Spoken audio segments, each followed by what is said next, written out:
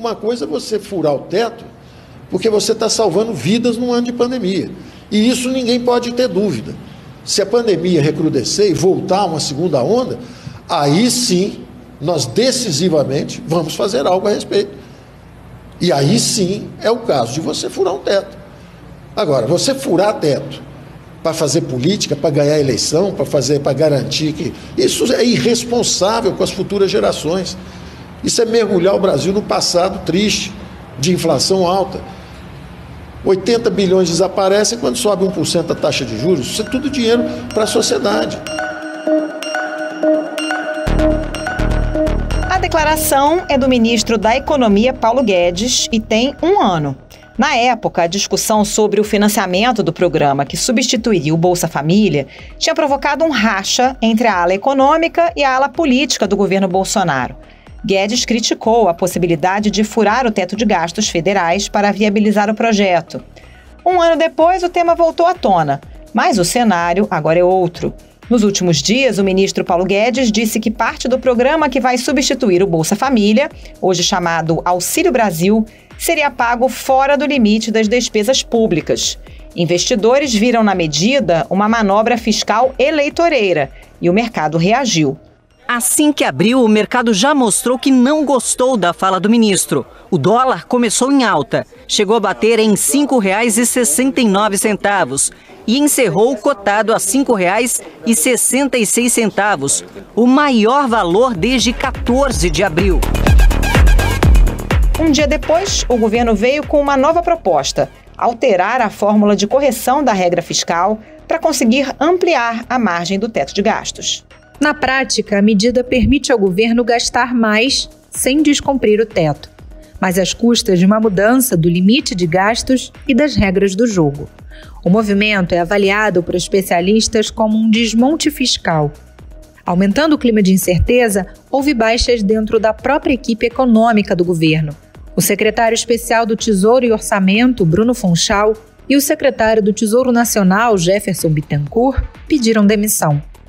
Pesou a política adotada pelo governo para bancar o valor do Auxílio Brasil de R$ 400.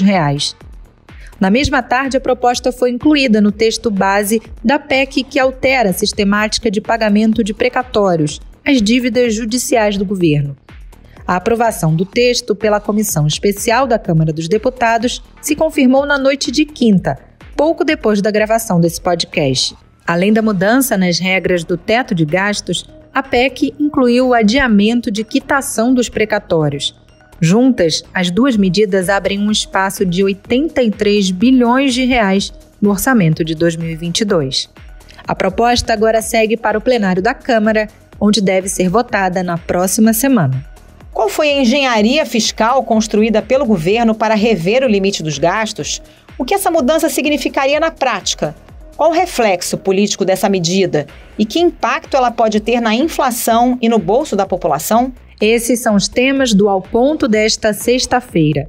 Eu sou Elisa Martins, estou com a Carolina Moran e nesse episódio conversamos com o repórter Manuel Ventura, de Brasília, e com o economista Felipe Salto, diretor executivo da Instituição Fiscal Independente do Senado. Fique com a gente!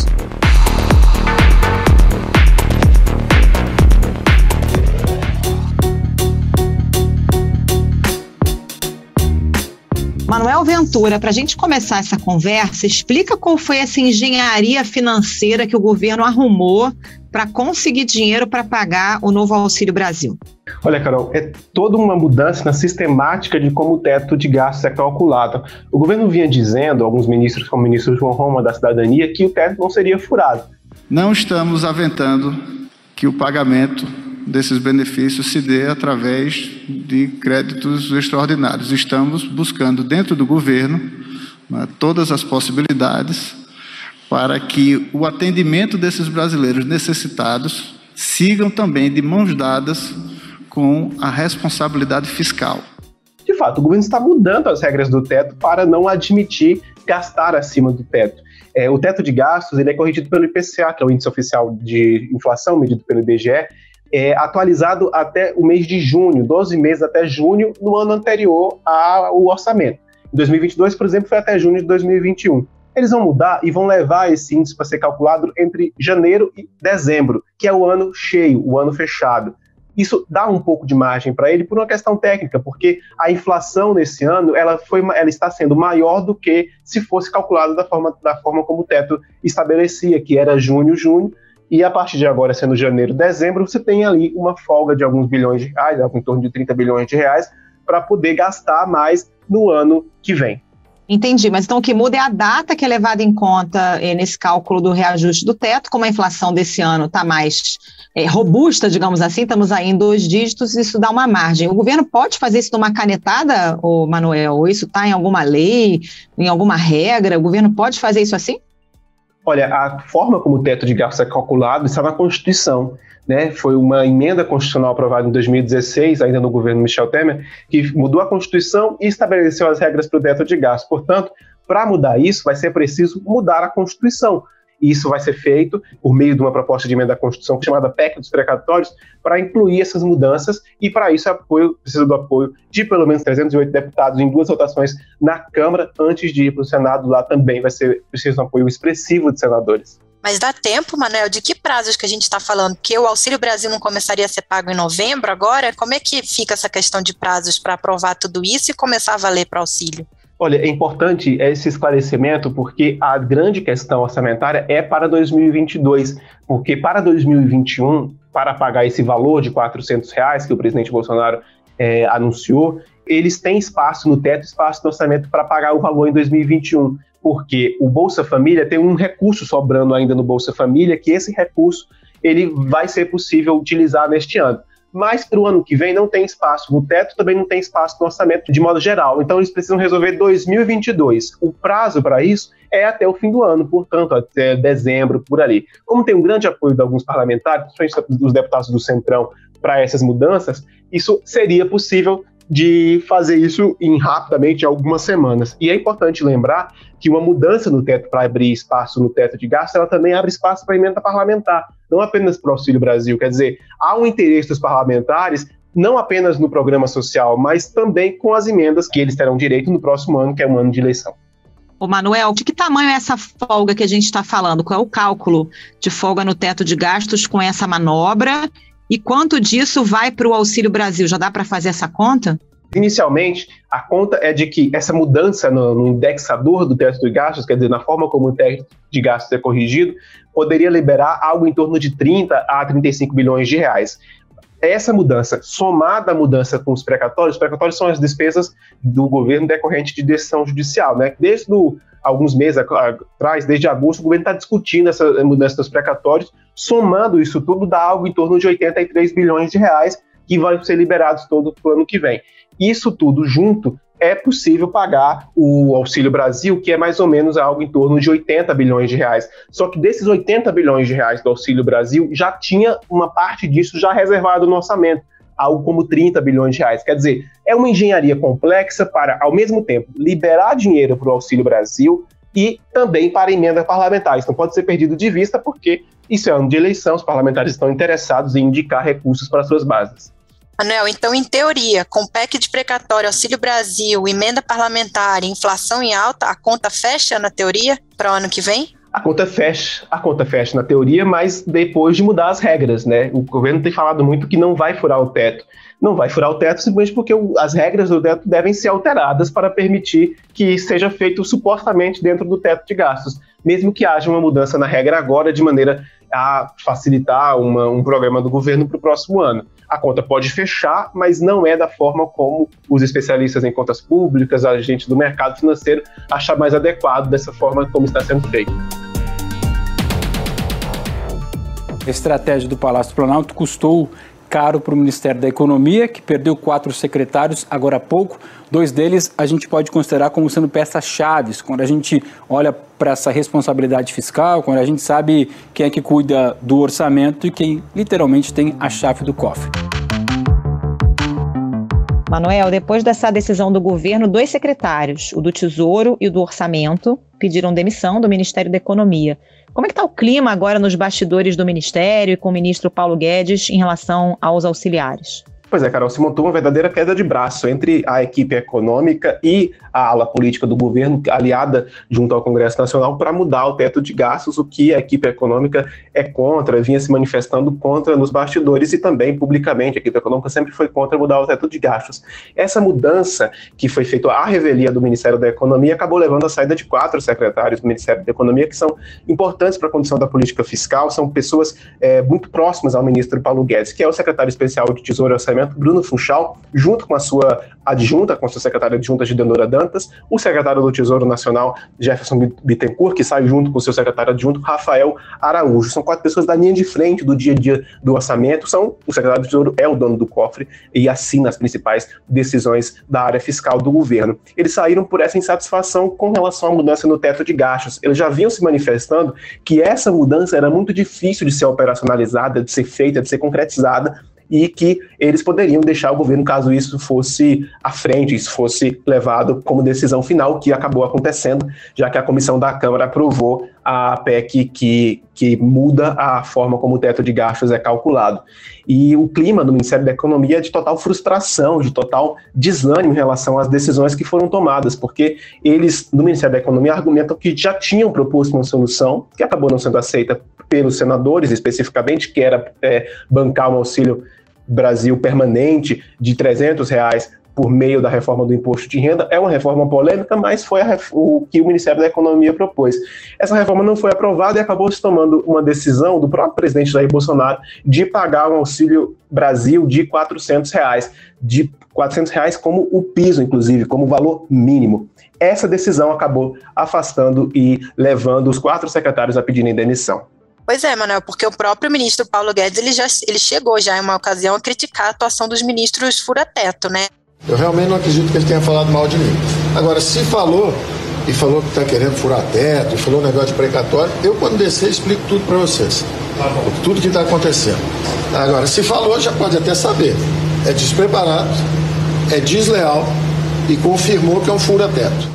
A impressão que se tem, ele tem realmente licença para gastar, né, como tem se dito? Olha, essa mudança vai ser na prática uma licença para gastar. O que ele tenta é fazer um discurso de que essa licença para gastar não está partindo dele, mas sim dos demais integrantes do governo, principalmente da chamada ala política do governo, ali encabeçada pelo ministro da Casa Civil, Ciro Nogueira, e também por outros ministros, o ministro João Roma, por exemplo, da Cidadania, o ministro Fábio Faria das Comunicações, que são integrantes do governo que têm defendido um aumento maior de gastos com a área social no próximo ano. Manuel, relembra para a gente, então, quais são as regras, como é que fica esse novo Auxílio Brasil, o que muda em relação ao Bolsa Família, que é um programa que completou 18 anos, um programa de muito sucesso e agora vai passar por algumas alterações, né? Olha, o programa ele está mudando algumas sistemáticas, está reunindo alguns programas de governo nesse Auxílio Brasil, está mudando algumas formas de como são feitos os cálculos para as famílias, e essas mudanças todas levam a um reajuste médio de 20% no benefício base do programa. Hoje é R$189, esse benefício iria ir para algo em torno de R$222. Essas são as mudanças mais gerais do programa de maneira permanente. Mas para chegar a R$400 por mês de benefício, o governo vai criar um benefício transitório, um benefício temporário por um ano, apenas em ano eleitoral, né, no próximo ano que tem eleições presidenciais, o governo vai criar um benefício temporário para fazer chegar a R$400. Então, esse programa, permanentemente, ele tem um reajuste de 20%, vai para R$222, mas cria-se um benefício temporário, e aí, por ser temporário, eles conseguem não cumprir uma série de regras fiscais, e porque você diz que é apenas um ano, e a partir daí eles conseguem descumprir algumas regras, para até dezembro de 2022 pagar R$400 pelo menos para cada beneficiário. Algumas pessoas podem até receber mais, inclusive, dependendo da forma como é o cálculo, que vai ser feito o cálculo por família.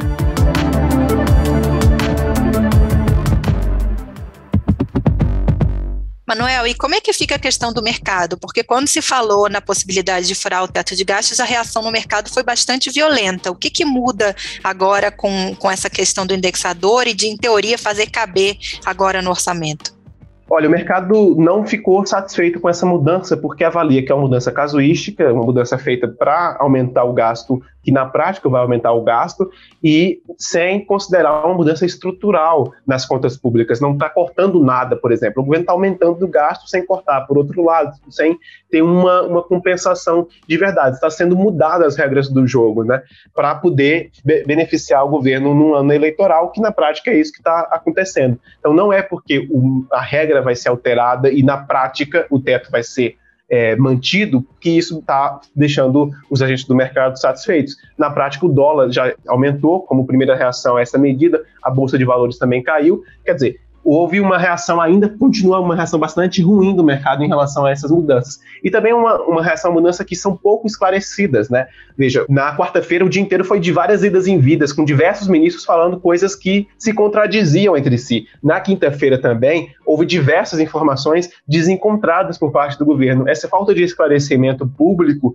e esclarecimentos incompletos desagradam os agentes econômicos que ficam na incerteza. Essa incerteza também prejudica a avaliação dos agentes econômicos. Não apenas o fato de mudar o teto, mas a falta de explicação e a falta de detalhamento oficial por parte do governo acaba prejudicando a análise do mercado sobre o governo. Manuel Ventura, obrigada pela sua participação no Ao Ponto. Valeu, Manuel, um abraço. Obrigado, gente, até a próxima.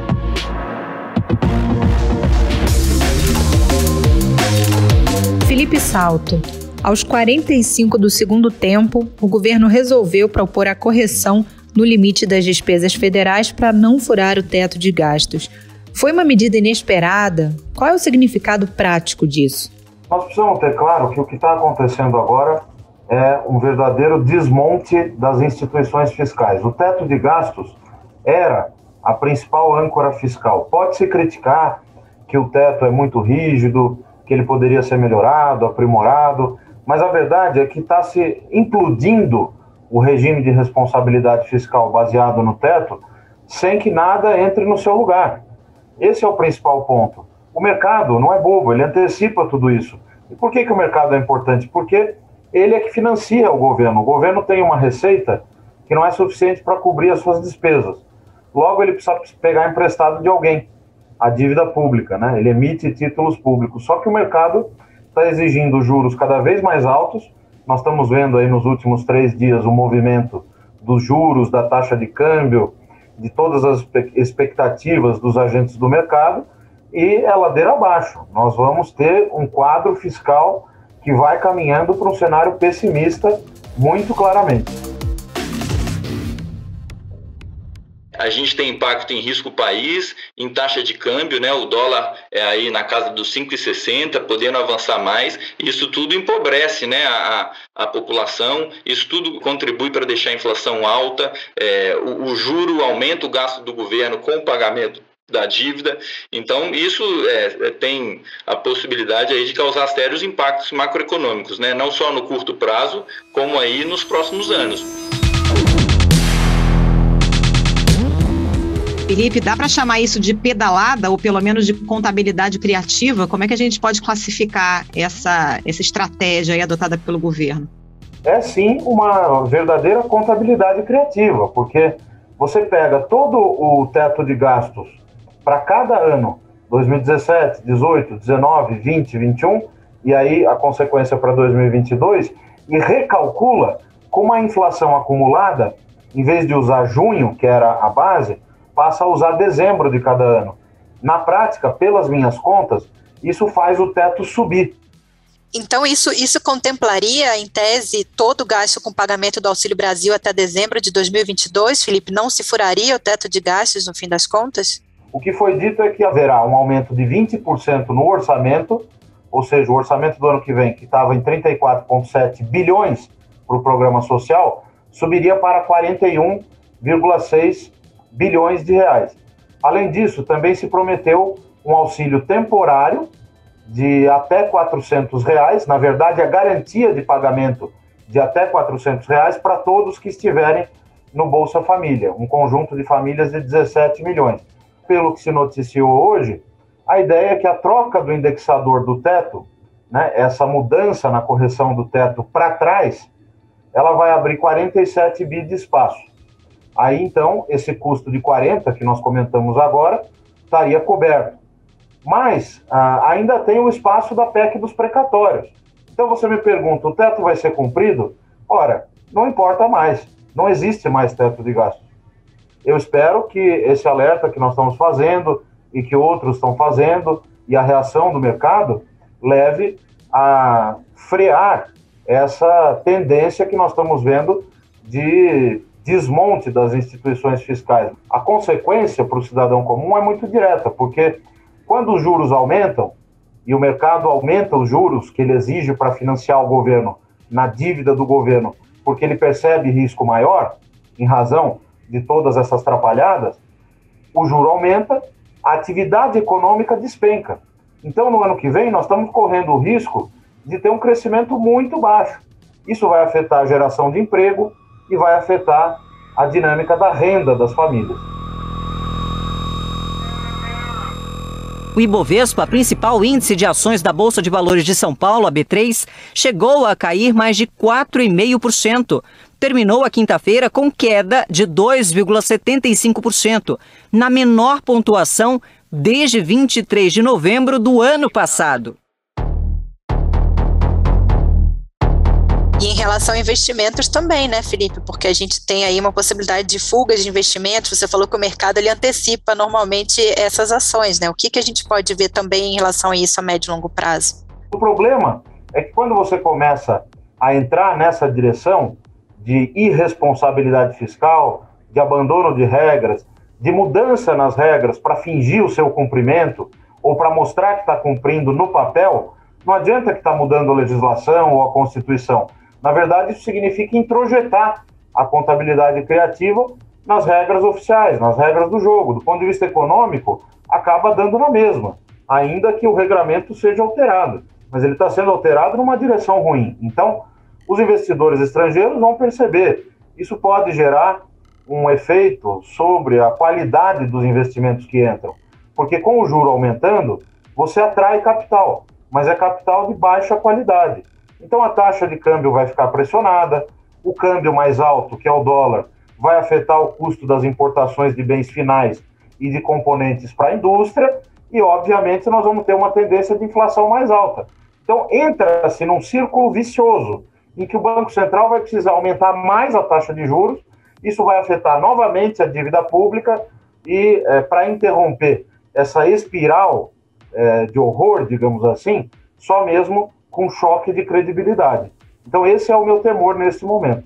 Felipe, o governo está encontrando uma solução pontual para resolver 22, né, com essa mudança aí na metodologia do cálculo, jogando o pagamento de precatórios para frente. A gente pode assistir a problemas para resolver os próximos anos, porque é fato que a população vai precisar de algum tipo de auxílio durante algum tempo, ainda depois dessa pandemia, né? A gente tem uma crise muito profunda, com as pessoas passando fome, com um desemprego muito grande, encolhimento da renda. É um problema para 21, 22 e talvez para anos à frente, sem uma solução estruturada no orçamento, né?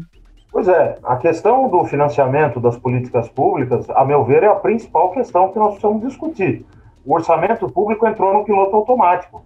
93% do orçamento não passa por qualquer tipo de decisão. Então, o que vai ser o orçamento do ano que vem? Em geral, é o orçamento do ano anterior corrigido pela inflação ou algum outro indexador, pouco acima ou pouco abaixo, dependendo da rubrica de que nós estamos falando, que estejamos falando. Então, como é que se muda isso? Nós precisamos adotar mecanismos, instrumentos de planejamento fiscal e orçamentário, como, por exemplo, a revisão periódica dos gastos, para permitir cortar gastos ineficientes e abrir espaço para despesas que vão precisar crescer. Não é só o gasto social, mas é também o gasto com saúde. O país está tendo um envelhecimento que é um fato positivo decorrente da estruturação do SUS, com todos os seus problemas, mas nós estamos vivendo mais. Então, vai ser preciso ter mais recursos para essa área. É preciso pensar também o lado das receitas. Então, observe bem, nós temos que nos organizar desde já para garantir que o Estado brasileiro pare de pé.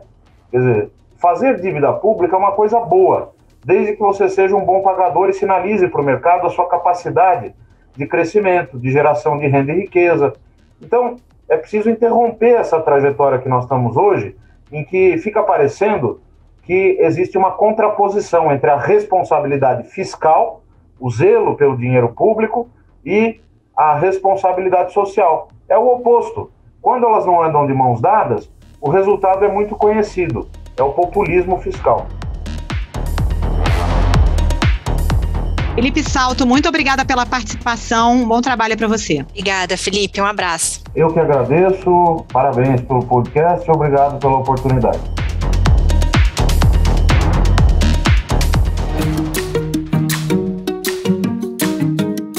Esse foi o Ponto de hoje, o podcast diário da redação do Globo. Nessa conversa a gente conta com a participação de toda a equipe do jornal, as mesmas pessoas que levam até você informação e análise de qualidade todos os dias.